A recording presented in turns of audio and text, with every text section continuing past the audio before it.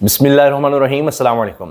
حکومت کے جھوٹ پکڑے جا رہے ہیں، سب کچھ بے نقاب ہو رہا ہے، جعلی کیسز بنائے تھے، یہ کہتے تھے ہمارے پاس بڑے ثبوت ہیں، بڑا کچھ ہے، یہ کر دیا وہ کر دیا عمران خان نے، صرف بیانات، صرف پریس کانفرنسز تھیں، کچھ بھی نہیں تھا۔ جب آپ فائلیں دیکھتے ہیں، جب آپ عدالت میں جا کر دیکھتے ہیں تو کچھ بھی نہیں ہوتا، صرف دھونس کے ساتھ، زور زبردستی کے ساتھ کیس چلائے جاتے ہیں، ڈیلے کیے جا رہے ہیں کیسز، کیونکہ ان کیسز میں جان ہی نہیں ہے۔ اب جو 9 مئی کے حوالے سے کیس کا تحریری فیصلہ آیا ہے، اس نے حکومت کے ہوش اڑا دیے ہیں۔ اب حکومت کا اگلا پلان کیا تھا؟ اب حکومت کو بھی نظر آ رہا تھا کہ 9 مئی کا کیس ہم ثابت نہیں کر پا رہے عمران خان پر، ان کو بھی پتا تھا، وہ ڈیلے کر رہے تھے۔ یہ تحریری فیصلے میں لکھا ہوا ہے کہ ڈیلے کر رہے تھے، ان کے پاس کوئی ثبوت نہیں ہے، اور پولیس کے بیانات عجیب و غریب ہیں، وہ سب کچھ لکھا ہوا ہے، اس کی تفصیل اب آ گئی ہے، وہ میں آپ سے شیئر کرتا ہوں۔ تو اب آپ دیکھیے حکومت کا اگلا پلان کیا ہے۔ اگلا پلان ہے کہ ہم کسی طرح سے عمران خان کو ملٹری ٹرائل کے ذریعے سزا دے دیں، ملٹری ٹرائل کروا دیں، اور بڑی اہم بات یہ ہے کہ اس میں بھی حکومت کو ناکامی ہو رہی ہے۔ اس کی وجہ یہ ہے کہ ایک اور خط آ گیا ہے امریکہ کی طرف سے، امریکی نمائندگان کی طرف سے، امریکہ کی پارلیمنٹ کی طرف سے، ان کے پارلیمنٹ کے ارکان کی طرف سے، جس میں کہا گیا ہے کہ جی عمران خان کو رہا کرنا چاہیے، یہ اس کے خلاف کیسز بوگس ہیں، غلط ہیں۔ اور اب اگر یہ ملٹری ٹرائل کا کوشش کرتے ہیں یا سوچتے ہیں، خیال تو ان کا یہ ہے، کوشش انہوں نے کرنی تھی، تو آپ سوچئے انٹرنیشنلی اتنا زیادہ پریشر آ جائے کہ حکومت برداشت ہی نہیں کر سکتی۔ یہ تو IMF کے آگے تھر تھر کانپ رہی ہے۔ اقوام متحدہ پہلے اس کی طرف سے رپورٹ آ گئی، برطانیہ، امریکہ، دیگر عالمی ادارے، ممالک، وہ سب دیکھ رہے ہیں، سب کو پتہ لگ رہا ہے کہ یہ سارے کیسز جعلی ہیں، جھوٹ ہیں، یہ حکومت صرف اپنا جو اس نے یہ ڈاکہ ڈالا ہے الیکشنز پر، اس کو چھپانے کے لیے سب کچھ کر رہی ہے۔ تو ان کے لیے وہ بھی مشکل ہو گیا ہے کہ عالمی پریشر اتنا آ جائے گا کہ یہ ممکن ہی نہیں ہے کہ ملٹری ٹرائل کر سکیں۔ اب آپ یہ دیکھیں کہ شاہ محمود قریشی صاحب کا بھی بیان آ گیا ہے کہ 24 نومبر کو نکلیں، اور وہ کہہ رہے ہیں میں عمران خان کے ساتھ کھڑا تھا، کھڑا ہوں۔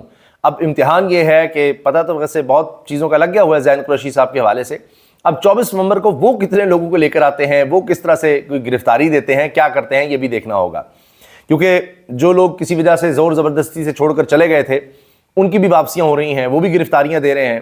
ابھی مسرت چیمہ صاحبہ، وہ دیکھیے کتنے دن گرفتار رہی ہیں، آج ان کی رہائی ہوئی ہے۔ پہلے میں آپ کے سامنے جناب یہ فیصلہ رکھ دیتا ہوں، انسداد دہشت گردی کی عدالت کا جو تحریری فیصلہ آیا 5 صفحات پر مشتمل ہے، اس نے سارا کچا چٹا کھول کے رکھ دیا ہے۔ اس کے بعد پھر دیگر خبروں کی تفصیل بھی آپ سے شیئر کریں گے کہ کیا کیا ہو رہا ہے۔ انسداد دہشت گردی عدالت لاہور کے جج ارشد جاوید نے 5 صفحات پر مشتمل فیصلہ جاری کیا۔ ریکارڈ کے مطابق بانی پی ٹی آئی عمران خان ان مقدمات میں نامزد نہیں تھے، نامزد ہی نہیں تھے عمران خان ان مقدمات میں، آپ اندازہ لگائیے، پھر بھی کیس بنایا ہوا ہے۔ بانی پی ٹی آئی عمران خان کو ضمنی بیان کی روشنی میں نامزد کیا گیا۔ بانی پی ٹی آئی پر صرف مبینہ واردات کے لیے مجرمانہ سازش کی حوصلہ افزائی کے الزامات ہیں، کہ ایک مبینہ واردات ہوئی ہے، اس کی مجرمانہ سازش ہوئی ہے، اس کی بھی حوصلہ افزائی کی ہے عمران خان نے، یہ الزام تھا جو سارے واقعے کے کافی عرصے کے بعد لگایا گیا۔ ریکارڈ کے مطابق پولیس آفیشل نے اس سازش کو سنا۔ فیصلہ حیران کن طور پر پولیس آفیشلز نے اپنے کسی بھی اعلیٰ افسران کو اس سازش کے بارے میں بتایا ہی نہیں۔ پولیس اہلکاروں نے یہ سنا کہ عمران خان یہ سازش کر رہے ہیں، لیکن کسی افسر کو نہیں بتایا۔ درخواست گزار کو 9 مئی کو اسلام آباد ہائی کورٹ سے گرفتار کیا گیا، جس پر سپریم کورٹ نے نوٹس لیتے ہوئے گرفتاری سے متعلق کیس سنا۔ بانی پی ٹی آئی نے سپریم کورٹ کے سامنے 9 مئی کے واقعات کی مذمت کی۔ بانی پی ٹی آئی نے سپریم کورٹ میں کہا کہ اس نے اپنے ورکرز کو کبھی پرتشدد مظاہروں کا نہیں کہا۔ بانی پی ٹی آئی نے فل بینچ کے سامنے کہا کہ وہ ملک میں امن چاہتے ہیں۔ سپریم کورٹ نے بانی پی ٹی آئی کو رہا کرنے کا حکم دیا پروسیکیوشن کی اپنی دستاویزات کے مطابق۔ اب یہ دیکھیے یہاں سے سارے کیس کا پتہ لگتا ہے، پروسیکیوشن کی اپنی دستاویزات کے مطابق بانی پی ٹی آئی کو پولیس آفیشلز کی انفارمیشن کی بنیاد پر نامزد کیا گیا، یعنی پولیس والوں کی انفارمیشن پر نامزد کیا گیا، اس حقیقت کے باوجود کہ درخواست گزار دیگر کیسز میں جیل میں ہے۔ یعنی درخواست گزار جیل میں ہے اور پولیس والے کہہ رہے ہیں ہم نے سنا یہ سازش کر رہا تھا، وہ تو اس کو تو گرفتار کیا ہوا تھا۔ 1 سال تک ان کیسز میں گرفتاری نہیں ڈالی گئی، عمران خان کی 1 سال تک گرفتاری نہیں ڈالی ان کیسز میں۔ یہ پولیس اور پروسیکیوشن کی درخواست گزار سے متعلق سنجیدگی کو ظاہر کرتا ہے کہ گرفتاری نہیں ڈالی، نہ کوئی تفتیش، نہ کچھ، بس بعد میں جناب نام ڈال کے تو جی اس کو ہم نے سزا دلوانی ہے۔ ریکارڈ کے مطابق درخواست گزار کو ان کیسز میں بہت پہلے نامزد کیا گیا، مگر 1.5 سال گزرنے کے باوجود بانی پی ٹی آئی سے متعلق ان مقدمات کا چالان تک جمع نہیں کروایا گیا۔ یہی ہو رہا ہے، بس لوگوں کو جیل میں ڈال دو، کوئی کیس ہی نہ چلاؤ، بس لٹکائی جاؤ، کیونکہ ثبوت تو ہے نہیں۔ کسی بھی ملزم کو غیر معینہ مدت کے لیے جیل میں نہیں رکھا جا سکتا، لیکن عمران خان کو 1.5 سال ہو گیا جیل میں، 15 مہینے ہو گئے ہیں، 1.25 سال ہو گیا۔ پروسیکیوٹر جنرل پنجاب نے استدعا کی کہ شریک ملزم اعجاز چودھری کی ضمانتیں خارج ہوئی ہیں، فیصلہ اس بنیاد پر کیا جائے، بانی پی ٹی کی ضمانتیں بھی خارج کی جائیں۔ ریکارڈ کے مطابق اعجاز چودھری شریک ملزمان موقع پر موجود تھے، درخواست گزار کے متعلق ایسے کوئی شواہد موجود نہیں ہے کہ وہ موقع پر موجود تھا۔ تو بہرحال جناب یہ اس کا فیصلہ ہے۔ اب یہ دیکھیے، امریکی کانگریس کے 46 اراکین کا عمران خان کی حمایت میں ایک اور خط سامنے آ گیا ہے۔ عمران خان کی رہائی کا مطالبہ کیا گیا ہے۔ اس سے قبل 60 اراکین جو بائیڈن انتظامیہ کو خط لکھ چکے ہیں، جن میں ڈیموکریٹس اور ریپبلکن اراکین دونوں شامل ہیں۔ تو اب اندازہ لگائیے، 60 پہلے، 46 اب، یہ ہیں امریکی کانگریس کے اراکین۔ تو یہ کر لیں جی آپ ملٹری ٹرائل، کیونکہ حکومت کچھ خود ثابت نہیں کرنا چاہ رہی، تو وہ کہتی ہے جی یہ ملٹری ٹرائل میں معاملہ چلا جائے، ہماری جان چھوٹے، ہمارے پاس نہ کوئی ثبوت ہے، ہم نے تو پولیٹیکل وکٹمائزیشن کرنی تھی تو وہ ہم کر رہے ہیں۔ تو یہ تو ابھی آپ دیکھیں نا، حال یہ ہے کہ اس ملک میں کوئی آزادی نہیں ہے، کسی طرح کی کوئی آزادی نہیں ہے، قانون، آئین، عدالتیں کچھ نہیں۔ اس کے باوجود کیونکہ کیس اتنے بوگس ہیں، ابھی تو یہ آگے جانے دیں کسی طرح سے۔ یہ ہائی کورٹ لیول پر جب کیسز پہنچے، اعلیٰ عدلیہ میں یہ کیس پہنچیں گے، تو آپ دیکھیے گا پروسیکیوشن کا اور پول کھلے گا، اس حکومت کا اور جھوٹ، فراڈ بے نقاب ہوگا۔ آپ دیکھیے گا ابھی آگے کیا کیا ان کے ساتھ ہونے والا ہے۔ تو یہ جناب اس وقت بڑی خبریں ہیں۔ اور اس سے پہلے آپ نے دیکھا کہ نیب انہوں نے تسلیم کر لیا، نیب کی طرف سے کہا گیا جی غلط کیس چلایا گیا، غلط کیس بنایا گیا، سزا غلط دی گئی ہے۔ تو اس پر اب ساری نیب کے خلاف اور جو اس میں ملوث تھے، جو جج تھے، ان سب کے خلاف کیا کارروائی نہیں ہونی چاہیے کہ ایک شخص کو آپ 1.25 سال اٹھا کر جیل میں ڈال دیں؟ یہ ہمارے ملک کا المیہ ہے۔ کر دو، کون پوچھنے والا ہے؟ غلط فیصلے کر دو، جھوٹی FIR کاٹ دو، بس کرتے چلے جاؤ، کون پوچھنے والا ہے؟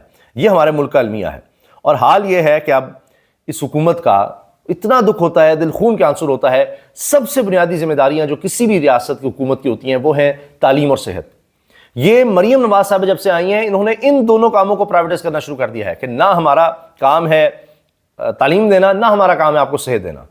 آپ جہالت میں رہیں، ان پڑھ رہیں، آپ کے بچے غربت میں زندگی گزاریں، آپ لوگ بیماری سے مر جائیں، ہمارے سے کوئی تعلق نہیں۔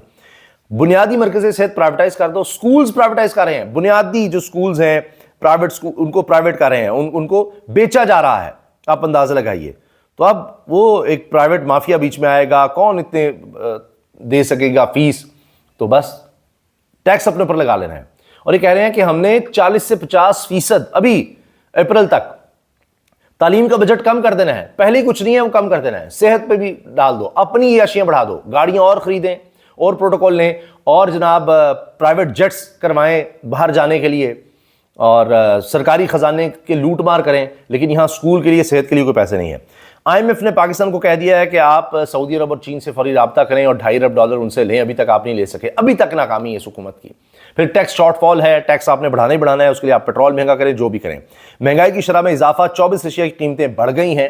حکومت چھپا رہی ہے، غلط طریقے سے غلط اعداد و شمار دیتی ہے، نہ بجلی کی قیمتوں کو اس میں شامل کیا جاتا ہے، نہ دیگر چیزوں کو، فیکٹرز کو، کہ جی وہ مہنگائی کنٹرول ہوگی، مہنگائی کنٹرول ہوگی۔ ڈرامے بازی انہوں نے لگائی ہوئی ہے۔ 1 جنوری سے زرعی انکم ٹیکس، پاکستان نے IMF کو بیرونی فائننسنگ کے انتظامات کی بھی یقین دہانی کر دی کہ جی ہم اکٹھے کر لیں گے۔ اچھا، اب یہ بات بھی چل رہی ہے کہ یہ جو کہا ہے VPN کا معاملہ کہ جی یہ غیر شرعی ہے، تو وزیر اعظم سے لے کر سارے افسران، سارے ڈپارٹمنٹس، یہ جتنے بھی سیاستدان ہیں، یہ VPN کا استعمال کر رہے ہیں۔ تو ان سب پر تو پھر 62-63 کے تحت شریعت کی خلاف ورزی کرتے ہوئے مقدمات بننے چاہیے، اور ان کو تو نااہل ہونا چاہیے 62-63 کے تحت، یہ صادق الامین نہیں رہے۔ یہ چیزیں چلنی چاہیے۔ باقی جناب مسئلہ VPN لگا کر ننگی فلمیں دیکھنے سے نہیں، بلکہ VPN لگا کر ننگا کرنے سے ہے۔ یہ شراز احمد شرازی رپورٹر ہیں، وہ یہ کہہ رہے ہیں۔ تو بڑی دلچسپ بات انہوں نے کی ہے۔ یہ جناب اس حکومت کی کارکردگی ہے، یہ اس حکومت کا حال ہے، اور یہ ہے اصل حقیقت عمران خان کے خلاف کیسز کی۔ یہی سائفر میں ہم نے دیکھا تھا، یہی ہم نے توشہ خانہ میں دیکھا، یہی ہم نے عدت کیس میں دیکھا، اس کی تو بات کرتے ہوئے بھی شرم آتی ہے۔ اور ابھی آپ دیگر کیسز جو دیکھ رہے ہیں، یہ جی توشہ خانہ 2 ہے، یہ توشہ خانہ 1 ہے، یہ فلاں ہے، یہ جی القادر ٹرسٹ کیس ہے جی 190 ملین پاؤنڈ کا، وہ بھی ایک عجیب بات ہے، نہ کوئی رشوت آئی نہ دی، وہ 190 ملین پاؤنڈ کا ایم ہی کیس بنا دیا ہے کہ جی وہ چونکہ وہاں پر معاہدہ 190 ملین پاؤنڈ کا ہوا تھا، اس لیے اس کو نام دے دو۔ وہ ایک ٹرسٹ کی یونیورسٹی بنی ہے، وہ زمین ٹرسٹ کے نام، اس سے کوئی فائدہ نہیں ہو سکتا، نہ کہیں پیسے کے لین دین کا کوئی ذکر کچھ ہے، بس ایسے کیس بنائے ہوئے ہیں۔ یہی حال ہے، ظلم کا نظام ہے، چل رہا ہے، اور ظلم کی رات ہے، طویل ہو سکتی ہے لیکن انشاءاللہ کبھی نہ کبھی تو ختم ہونی ہے۔ اور دیکھ لیجئے کہیں کہیں آپ کو اس کے اثرات نظر آ جاتے ہیں۔ اللہ حافظ۔